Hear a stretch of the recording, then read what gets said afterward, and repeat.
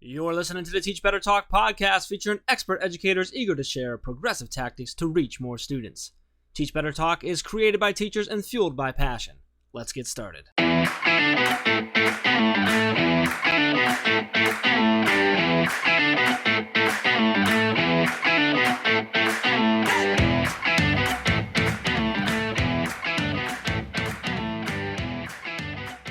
Hey everyone, welcome to episode 233 of Teach Better Talk podcast. My face is so red if you're watching us on YouTube. I'm so sorry. My name is Ray Hewart. I am the real host of Teach Better Talk podcast. I'm also with that other guy. I'm not sure why he keeps showing up, but hi Jeff. Happy 233rd episode.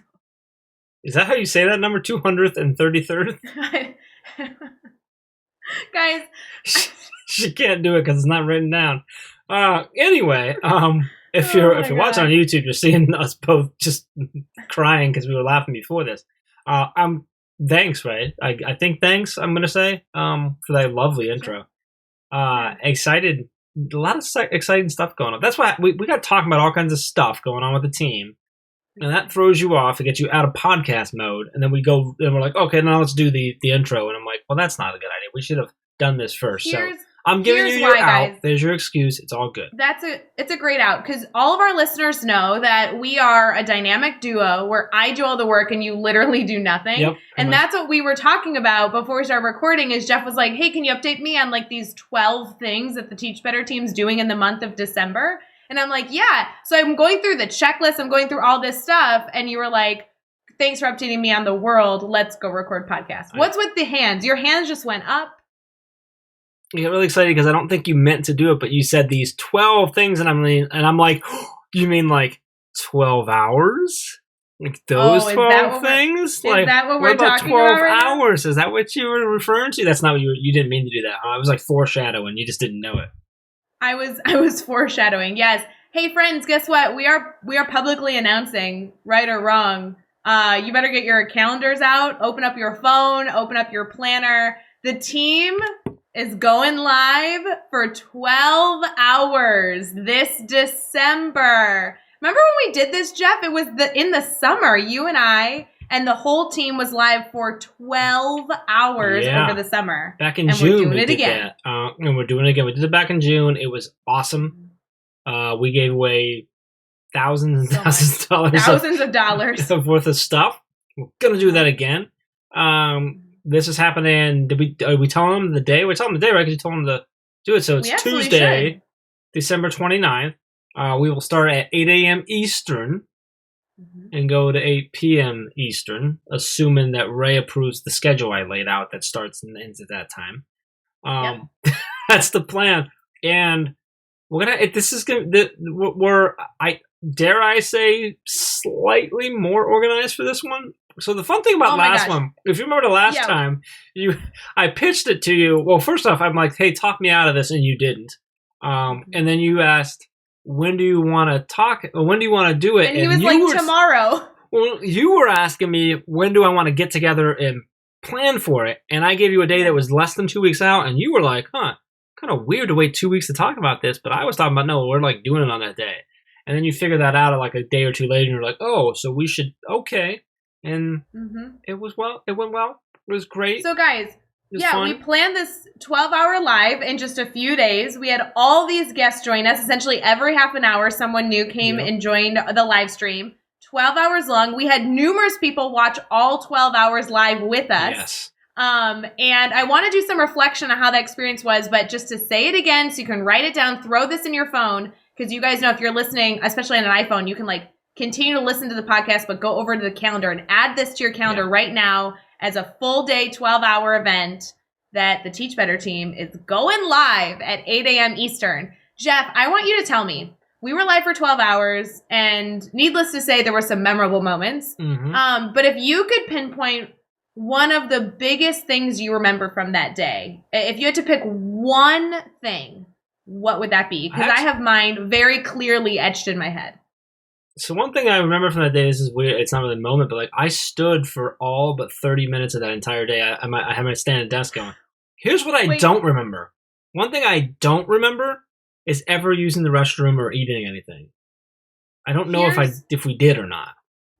I think we had like 15-minute like little breaks where we switched off. As I'm thinking now, I'm like, I remember popping out but like it didn't feel like it. Yeah. What's your moment? You're like, oh, like if you guys aren't watching, like her hands in the air, she's giving me like this one finger, like stop, and her hands on her head, like she is like, hold up, dude. Because when someone asks you the most memorable experience of 12 Hours Live, I assumed you'd be like, oh, when this guest joined us or this funny joke. My immediate thought was my seating arrangement, and yours was too. Well, you were like, I stood for 12 hours. I was like, guys, I was in the most uncomfortable chair. My butt hurt so bad. We've talked about that. It's, I mean, if you think about 12 Hours Live from a production logistics standpoint, like stand and sit in where you're at or whatever is like the most important piece of it, and we didn't think through it very well. We did not. Guys, if you watch that live stream, it was in 2 different parts, and you can catch actually all 12 hours on our YouTube channel. That's probably the easiest place to get it. But you can see at the end, Jeff, like, is struggling to stand. I'm, like, moving every 5 seconds because my butt hurts from the chair I was in. It was, oh, my God, so worth it. It was so worth it. It was great. We had a blast. So, Tuesday, December 29th, we'll be on Facebook, on Twitter, on Twitch, on YouTube, 12 hours. It's going to be new people dropping in every 30 minutes again. Yeah, and there is now some themes you can look forward to. We're going to release the agenda with some of the guests, not all of them. We're not going to spill everything, but we will be releasing an agenda with topics. We will be releasing kind of like areas that you can know that you're going to pop in and see specific guests. There'll be a lot of celebration going on, but especially really just come for the whole thing, though. I mean, just come for the whole thing. Somebody listened to us like on their way to get ice cream. Do you remember that over the summer? Danielle, she took us to get ice cream and then to pick up dinner at grocery stores or something. She took us all over. We had quite a few people that stuck with us the entire 12 or hit like the 10-hour mark. I mean, it was impressive. We didn't have. I thought for sure we'd have multiple points throughout the day where we had no one with us, and we never had that. No, we didn't. We never did. So I did. really needed you all listening to make sure that doesn't happen this time, because that'd be like the wrong way to go. So hopefully we do that again, but it was a blast. I'm looking forward to it. So we're very excited for the surprises. So make sure it's on your calendar. We're releasing this like special for our Teach Better Talk podcast listeners. Yes, you get to know the date. You're the first to know. Like always, you guys know that we're so loyal to you. We do a lot of stuff with the Teach Better team, but Ray and Jeff, you know that we have a special place in our heart for our Teach Better Talk podcast listeners. So write that down. And then if you have ideas or you have a sponsor that you'd like to connect us with or a giveaway you'd like to share with Jeff and I, we are looking to give away thousands of dollars of giveaway stuff. So if you want to contribute or connect us with somebody, sign us up. We'd love to just continue to shower our network with love, support, value, and good prizes. I love it. Awesome. I'm so pumped for that. It's going to be so much fun. You know what I think I'm most excited about is like that's going to be like 12 hours live there, which is a long time, and then it's going to be like take a day off and then stay up all night for New Year's Eve. Yep. I'm pumped. Yep. If you remember, Jeff, though, and I know this is, again, kind of like a personal note. We're getting into the interview, I promise. But we specifically scheduled a meeting the day after that 12-hour live because I was like, we need a reason to get up and shower because we're going to be so tired that we need an excuse on our calendar to not just sleep the entire day after and get back into a routine. So thank you, Dave and Caitlin, who have that meeting with us the day after. I love it. That's great stuff. All right, let's talk about this episode. So Dan Zehr he's just awesome. First off, this is a great episode. So he's a high school teacher, but he's so much more than that. So he's the host and director of Coffee with Kenobi. If you don't know that, you need to go check it out. He's the co-author of the Star Wars book. He's been recognized so many different ways. He was in a Target commercial. He's been featured in things like the Chicago Times, Illinois State University's their statewide standard, HuffPost, Forbes, Bloomberg. I mean, just left and right. The dude is just so cool. So cool. It's exactly the way to do it. And this episode is, there was multiple times, I say it throughout the episode, but just multiple times where he really just he hit me, boom, just with a line or the angle he's coming at. I really, really enjoyed this episode. I know you did as well, Ray. Anything you want to specifically point out for listeners? No, I really hope you guys connect with him. I really love when we have educators on that continue to share their voice, not only on this podcast, but really just in general, sharing the things going on in their classroom, sharing new innovations that they've learned about or helpful tech tools. And Dan's one of them. He's very close to me location-wise. I hope to meet him in person and get to shake his hand someday and say hello. So this will be a great episode. I'm excited for you guys to get into it. I love it. Let's get in episode 233 with Dan Zehr. Hey guys, we'll get right back to this episode, but I want to share the awesome opportunity that we are launching here in December that we're likely calling Gift a Grid. You already know about our partnership with Education Blueprint, which is an incredible free website that just allows educators to share their resources for free with each other. I love this resource because it was started by educators and their why is simple. Just to create a free platform so educators can share stuff, because the more resources we get in each other's hands, the more successful our students will be. It sounds simple, but I dig it. So if you head over to educationblueprint.org, we are encouraging everyone to find one resource, one lesson, one activity, or one grid if you're using the grid method, and upload it to educationblueprint.org. It is super easy, and you will see there are so many resources already there that we want to fill it up this holiday season. Hey, Chris, add in some cool, holiday jingle right here, and let's get back to the episode.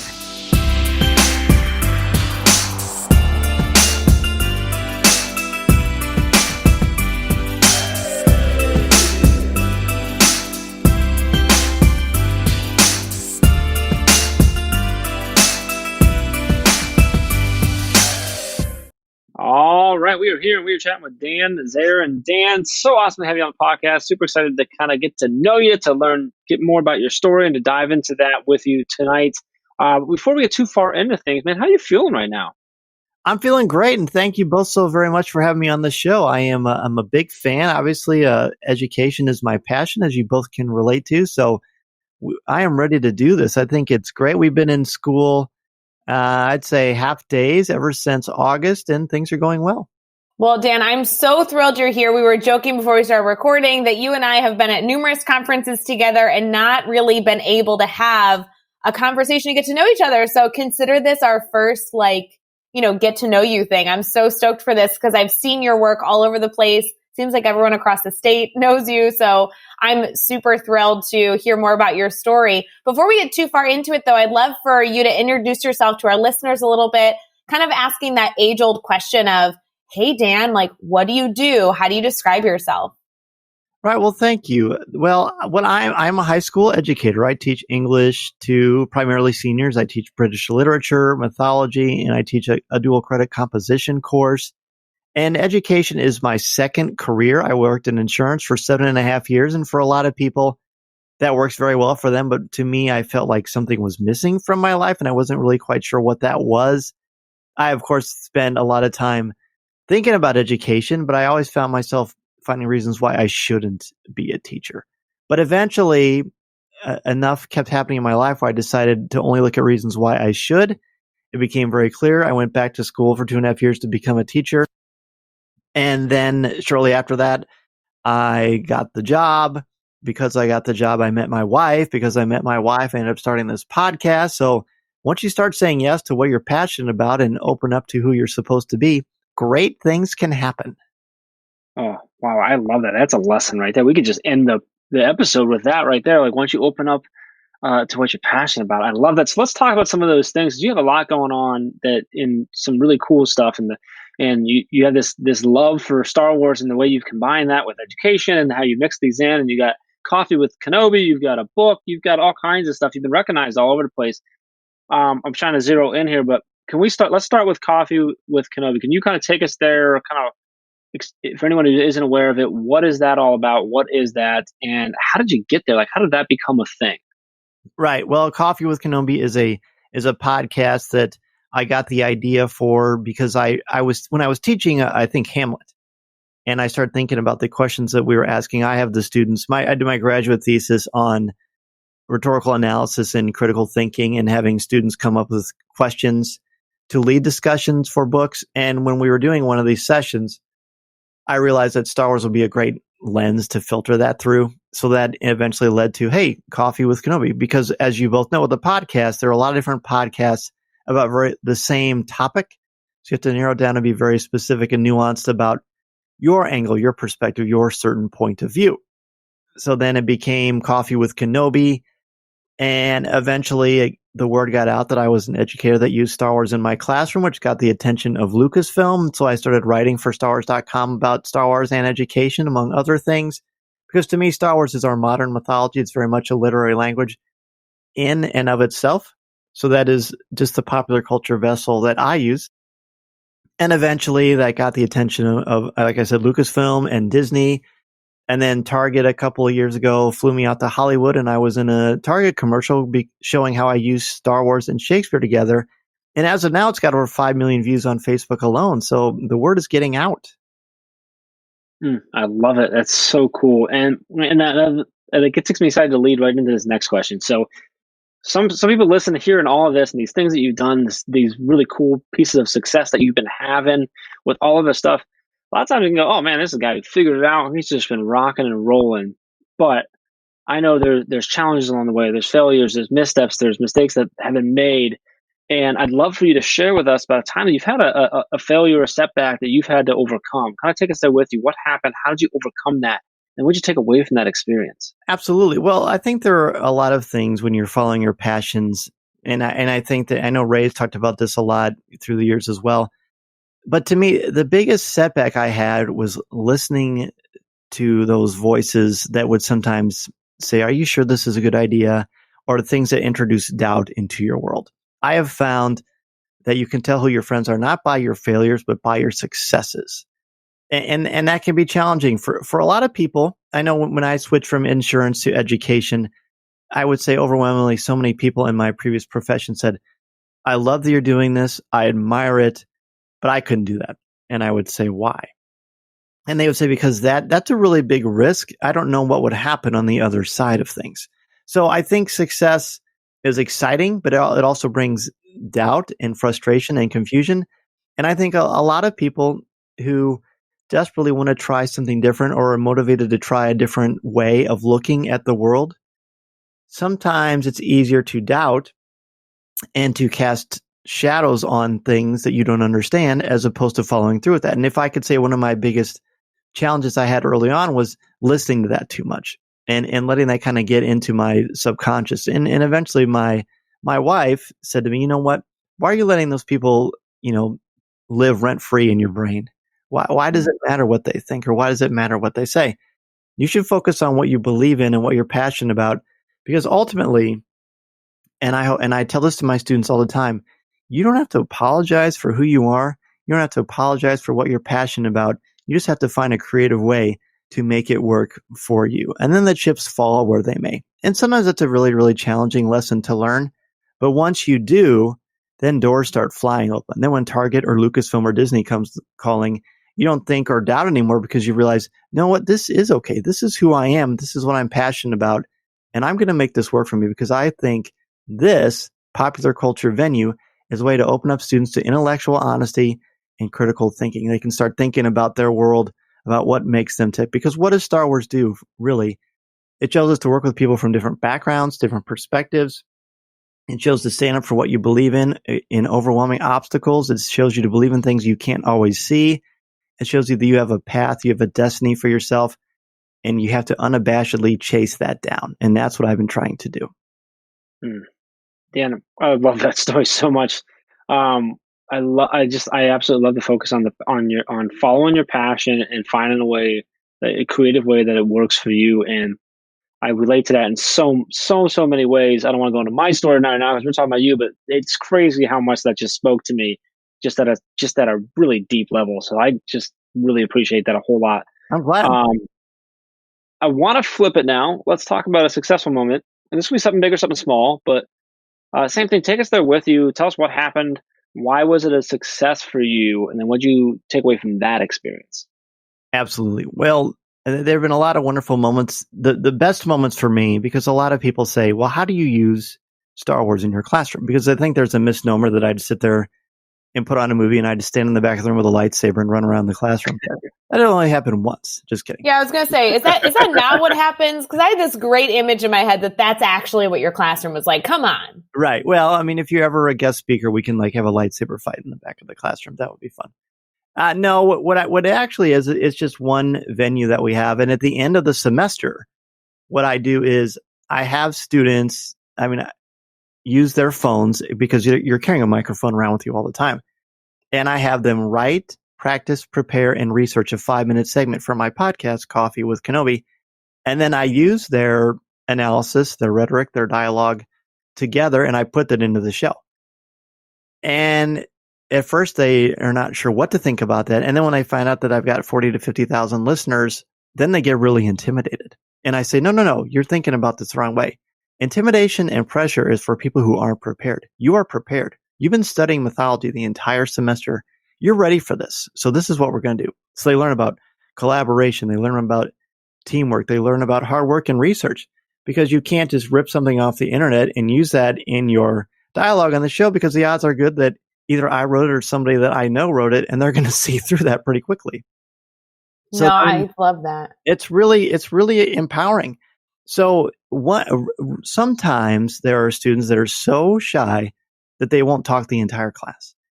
And then we do practice things. And I talk about microphone technique, and I talk about, hey, you may not think this is just you talking for 5 minutes, but I'm not going to edit this because this is the week of finals. So you're going to have to do really well. So you're going to have to practice a lot. And they don't think about handing over the microphone to the next person or interjecting on what you're going to say based on what your partner is going to say as well. So you have to be on your toes and be prepared for so many things and expect the unexpected. And that's really kind of a great metaphor for what life hands you anyway, isn't it? So one of my students last year was very, very reluctant, very, very shy, didn't know anything about Star Wars. And I say from the get-go, look, I don't care if you like Star Wars at all. I really don't. I'm still going to like it the same way, whatever you think. What I want you to do is I want you to think about stuff. I want you to be a critical thinker. I want you to try. That's what I care about. So it sort of like helps relieve some of that pressure. So this student, he did his segment. He did beautifully. He came up with insights I hadn't thought of before. And so when I did the podcast, I made sure that his segment was the first one to air. So when my listeners turn on the show, they heard his name and they heard him talk. And when he saw me the next day, he was so proud and he had tears in his eyes. And it was just a great feeling to empower this young man. He was shy, a little insecure, kind of had this tough guy exterior. But once he saw that there was value in hard work and trying your best and putting yourself out there, I just feel like it helped to change the way he looks at things. And even if I'm just a small little seed in that process, I'm fine with it. I'm fine if he never remembers who I am in the rest of his life. What it did was it opened up a pathway in his brain to show all this preparedness is good. It prepares you for what you're going to do next, and you have something to be proud of. And that is exciting to me as an educator. Oh, it's so exciting. And I love that you are doing so many best practices that I literally speak to educators about this all the time.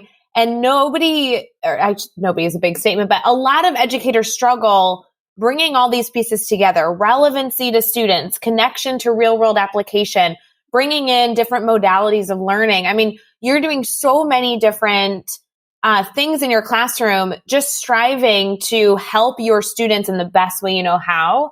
And I think that your example, of the success is just one of the many ways that we can all continue to strive to make our content relevant and bring in new ideas to our classrooms, because that really does add a little bit of a different, fun strategy to our classroom, which is always enjoyable.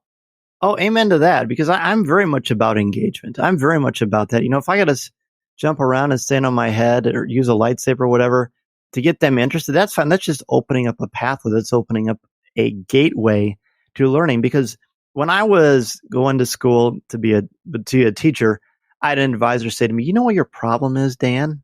Your problem is you think you need to be entertained to be educated." And she meant it as a pejorative. And I found I didn't get insulted by that. I found that as very motivating, because look, it's not all going to be fun, and man does not live on Star Wars alone. Quite honestly, Star Wars is maybe 2.5 weeks total out of an entire 18-week semester. And that's not back to back to back. It just sprinkle it a little bit throughout. There's a lot of other things to cover. A lot of things way more important than Star Wars, way more important. But it's that best practice of meeting them where they're at, Popular culture is so invaluable because there's of course there's a lot of schlock out there, but there's also a lot of great stuff as well. So it's about meeting them where they're at. And people say to me, "What do you think makes a great educator? What makes you a good teacher?" So, well, I don't know anything about whether I'm good or great or whatever. What I know is that what I care about is building relationships with students. You build a relationship with a student, even the one I just talked about, or the student is the honor roll student who can't even imagine losing 1 point for their entire academic career, then you've got buy-in. And with buy-in, you can get them to understand these things that are going to benefit them later in their lives. I could go on for hours and hours. Well, and our listeners would be really disappointed if I also didn't point out that in the newer films, the main character of Star Wars is Rey. So I think this is going really well. Just so you know. Right. That's right. And rumor has it, it's because of you. That's what I heard. I mean, when Lucasfilms called, I didn't want to, spread that everywhere, but, moving on. So let's talk about excitement, because clearly you're a passionate educator who is not only constantly doing things to better students, but also sharing your voice, sharing your insights with educators and people who aren't even educators worldwide. So when you're thinking of something that's exciting you right now about education and the work you're doing, what would be something that really fuels your fire? That's a good question. I mean, there's a lot of great buzzwords out there. There's a lot of stuff that I think inspires people. Honestly, it's just very simple. It's not exciting at all, but it's Google Classroom. And, at first blush, is that going to be the one that's going to pack them into a conference? I don't know. I know that a lot of people are intimidated by it when they don't get to use it. I have found that the nice thing about now, I mean, of course, we're in a crazy time, but whether we're remote or whether we're in person, Google Classroom is this wonderful vessel that I can use, that they can use, that their parents can use to constantly check their work, to do revisions so they can message back and forth. Tomorrow we have mandatory remote learning days as practice in case we ever do go full remote, where we had to do Google Meets with each other. And I'm making them do presentations through Google Meets. And, 10 years ago, I don't know that would have been something that I could have even considered as a possibility. It's not very exciting or glamorous, but it's just a tool that we can use. And I think that's an important aspect of all this too, that I'm sure you both run into. Like all these things we have are tools. They're things you can use to reach students where they're at or to help bring them over to your side of things. But, there's not a one size fits all. And I think it would be disingenuous if there were. There's all those different tools that we use. Like, I have science. We have this wonderful science department where I teach. And they have a lot of different technologies they use for labs and things like that. Or I have a teacher who teaches welding. And so he had to sort of reinvent himself as an educator too. And he found the Google Classroom helped him.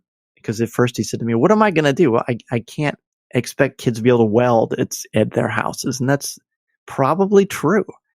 But I think that's just one option that you have out there. But I'm always looking, and then, like you and I joked about seeing each other from across the room at different cons. Those are great ways to kind of fill your bucket and get awesome ideas. Absolutely. And I love your concept of choosing something that gets you excited, that not only hopefully brings a new avenue, a new support to your classroom like a tech tool would, but to be honest, like something that's exciting is something that just makes your life a little bit easier. And Google Classroom has served that purpose for so many educators to help with organization, communication, and transparency. I think it's beautiful that as we think about excitement, we're not just thinking about the flashy item, something that we are excited to dive into, but really something we can incorporate that then allows us to put our focus on other things because it's serving such an intentional purpose for our students. So I think it's a great example of what excites you about education right now. Good. I'm glad. Yeah, you can pass that question. That's pretty good. All right, let's go to question 5. Question 5 has to do with a piece of advice. And I always like to ask this one because while we usually focus on new teachers, it's really any teacher, any piece of advice that you'd want to share with educators. And at this point in, 233 episodes, it's really a piece of advice that you want to share for your Teach Better to Talk podcast interview. What's the piece of advice you want teachers to consider? Wow. That's an excellent question. I honestly think the main thing is when I first started to become a teacher, and again, I'm sort of long-winded. That typically can be beneficial for a podcast, but I apologize all the same. Yeah, you're doing awesome. Keep it up. The main thing that I think I would give teachers advice on is when you start, you have to be open to making mistakes. And you can't worry about things that don't matter. Like I got really tied up in things that didn't matter. It was extremely important to me to be the popular teacher, to be the teacher that everybody liked. And over time, and as you mature and you grow in your craft and in who you are as a person, you become more comfortable in your own skin, you start to realize that stuff doesn't really matter. I mean, you're there to make connections. You're there to relate to them. You're there to get them to think and to inspire them to want to be lifelong learners. Be okay with that. Don't put so much pressure on yourself to be somebody that you saw, to be Robin Williams, for example. Yes, he's amazing. And Good Will Hunting was not Good Will Hunting, but Dead Poets Society was a very inspiring film whenever I got to see him teach. But eventually I realized I didn't have to be like that. I could just be myself and let things organically happen, because I really believe that finding your teacher voice takes a really long time. I think it takes a good 8, 9, 10 years to kind of find your persona in the classroom, and, not being afraid to make those mistakes, not being afraid to make a fool of yourself, not being afraid to say, you know what, I didn't teach that well. We're going to try a different approach. That gives them permission to make mistakes and to revise how they look at the world too. Oh, that is, I really love that the line that you just said of finding your teacher voice takes a really long time. I think, I said this before, I think multiple times at this point on this podcast and live and stuff too, that I found that like over the last 6 years of working so close with educators, that it's just, this is the only role where we expect people to come straight out of college and just be perfect at it. Mm-hmm. And, anywhere else you go, if you're an accountant, you get an accounting degree, you go and then you learn how to be an accountant at your first job, right? But so many educators, they come in and they feel like they should just be perfect from day one. And so I think that's such an important message that we keep drilling in. It's like, no, you're going to make mistakes. It's going to take a while. It's going to take a long time to find your teacher voice and do it the way you do it. And that you don't have to be, like that person or this person or what you thought it was supposed to be. You got to find what works for yourself. And I think that all harks back, kind of does a nice circle around what you said at the very beginning of this episode, is that you got to find a creative way to make it work for you, right? And that was about following your passion. It's, when you're in the classroom and you're a teacher, like, you got to find what works for you. So I couldn't love that more. Dan, thank you for that. We're going to keep this going. The next 6 questions, what we're going to do is I'm going to throw them at you. Your goal is to answer each one in 15 seconds or less. You ready to go? Let's do it. What is one EdTech tool you cannot live without? Well, as I said, I guess Google Classroom. I'll take it. Give us a book you're reading right now. Well, it's Huckleberry Finn. It's the greatest book ever written. I could go on and on about that one. Teaches you about tolerance, about relationships, about race. It's invaluable. Who do we need to follow on Twitter or Instagram today? Well, I mean, besides you guys, of course, Amber Hefner is a great one. She runs she is in charge of IdeaCon and all kinds of great stuff. She's an innovative educator, person, good friend of mine. There's a guy named Influx Man who's a teacher out in Seattle who's doing some great innovative stuff with technology and popular culture as well. Give us a good YouTube channel, website, or podcast for educators to check out. Absolutely. Well, there is a website called Star Wars in the Classroom, which is run by 2 guys who have created this incredible bank of resources for people from kindergarten educators all the way to college professors in every subject ever, just showing different ways to use popular culture to engage students. Give us a daily, weekly, or monthly routine every teacher should get into. Revision. So you don't get stale, you don't get bored. Literally every year, my mythology class is a semester long, and I say, throw out all your favorite stories. That's what we're going to learn about this week or this semester. And then I revise the class every semester to meet them where they're at, and then it never gets stale for me. And lastly, what is the best piece of advice you've ever received? You got to be yourself. You got to unapologetically be yourself. You need to be professional naturally, but be who you are, because that gives students in turn permission to be themselves. Boom. Yes. Ray, I'm sending the trophy over so you can go deliver it in person as soon as we're allowed to. I was going to say, yeah, Jeff, Dan is pretty close to me, so I'm just going to drive it on over to him. Yeah. You can just mail me the trophy, and then I'll hand deliver it, and we'll get like a marching band to be behind me as I hand it. It'll be good, like a whole shebang of him getting the Better Talk trophy. Dan, I need you to know that I'm going to mail that trophy to Ray. So if you don't get it, it's on Ray. Just saying. No. Let's go to Zion. Yeah. I know that's where it is. Our listeners know that there is this very, very secretive, sought out Teach Better Talk trophy. And I keep telling Jeff, I'm like, guests are complaining they haven't gotten their big trophy. It's been described so many ways. It describes it is delivered in a huge box. Sometimes it's stories high. I mean, the Teach Better Talk trophy is very sought after. So Dan, I'm very excited to get that to you, and Jeff will be mailing it. So good luck. I love it. Yep, absolutely. Before we end this podcast, Dan, I do want to make sure that everybody can stay connected to you. You're putting out so much content. You have so many great ideas.